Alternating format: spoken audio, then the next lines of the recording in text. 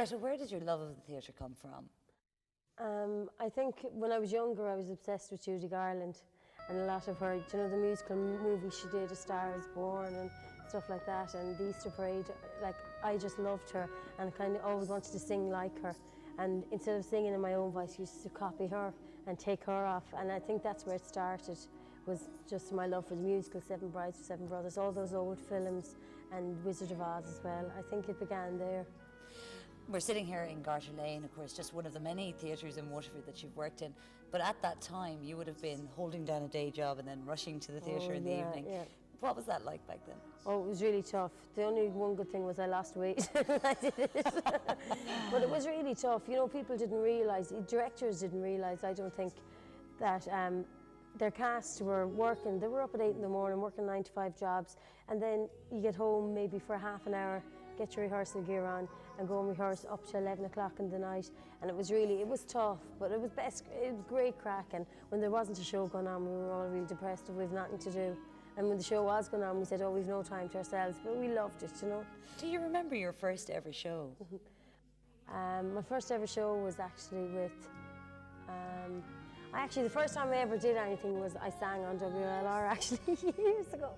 I heard there was a competition in school, and me and my friend ran down, I think it was about 7 or 8, and I sang some Hawaiian song in Hawaiian with Michelle Brown. I didn't win either. I got a packet of Rolos though after, I think it was Jeff Harris at the time. That was my first ever live broadcast I ever did.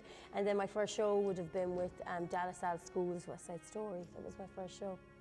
The experience that you've gained from all these previous shows here in Waterford, obviously it has stood to you now. Would you recommend and advise other people to kind of start early in the school shows in companies here? Yeah, you really would, because I think in the people you're up against when you're auditioning, especially over London, if you want to get involved in musical theatre, there really is no professional musical theatre scene in Ireland.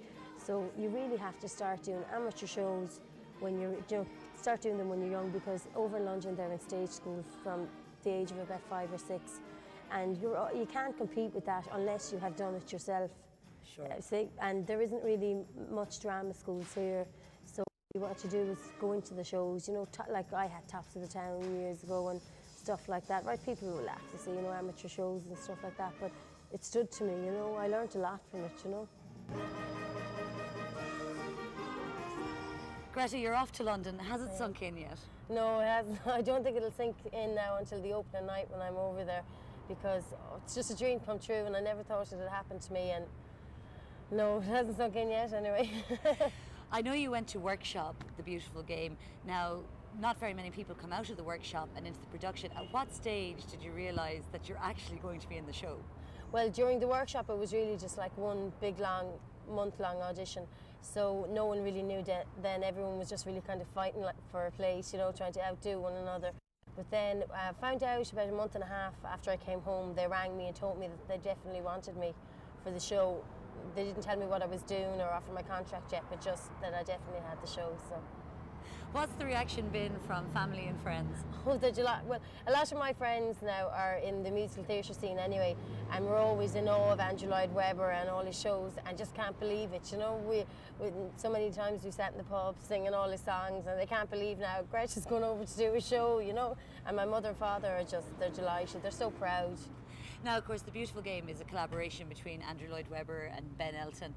You've met the two of them. What are they like? Oh, Andrew Lloyd Webber is very shy. He's a gentleman, but he's very shy. And Ben Elton is very funny, really down to earth. You know, he'd come down on our tea breaks and he'd come down, have a chat with us, tell us how we were doing, what he thought of our characterizations throughout the show, and gave us some feedback, you know, which he really needed and helped. He was very nice.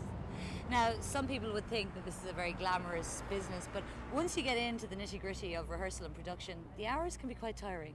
It can, yeah, it's hard work. You know, you're going, you'd be doing, when you start the show, you do 6 days a week and you do 2 matinees, and then probably when they start recasting, you're training in other people in it as well, so you're rehearsing during the day, plus doing your show in the night and probably rehearsing the next morning as well.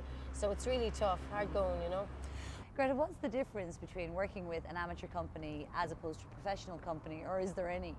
Well, you think when you went over there, you think, oh, well, this is it, you know, the big time. But it's amazing the similarities there are, you know. It's very like a lot of the stuff that would happen in the theatre I would say this wouldn't happen if it was professional, and it does, you know. There's lots of spats and, you know. But really the best thing is you'd have your stage manager to make your tea for you, which you wouldn't get down at the Theatre Royal. So, you know, you'd be looked after by the stage manager, and they'd make sure you'd have physios if you hurt yourself. They'd send you to physio in the morning just to make sure that there was nothing damaged or stuff like that. Plus, you'd have to do a warm-up of an hour before you'd start, physical plus vocal, whereas you wouldn't do that in amateur theatre, you know. Is there a huge adrenaline rush walking onto a West End stage? You kind of, for a couple of minutes as you're standing side stage and maybe the overture is playing, you're going, I can't believe this. Is this happening to me?